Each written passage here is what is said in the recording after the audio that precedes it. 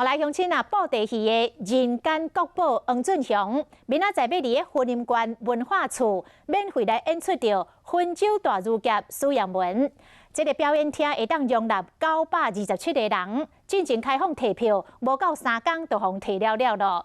黄俊雄嘛，伫个演出前的记者会来典义人布袋戏的功夫。布袋戏人间国宝黄俊雄大师记者会现场直接表演经典的分州大儒侠苏阳文。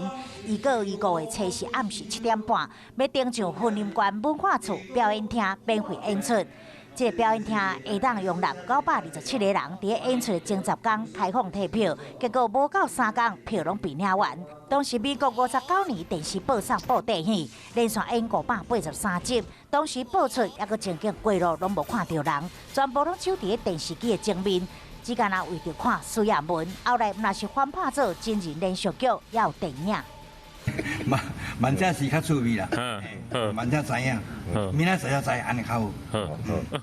云林县文化处讲，原来目前登记戏团有几百团的数量非常悬的，当讲上多。云林县以毛布袋戏故乡的名称，这次经典重现苏阳文，一定引起不少人的记忆。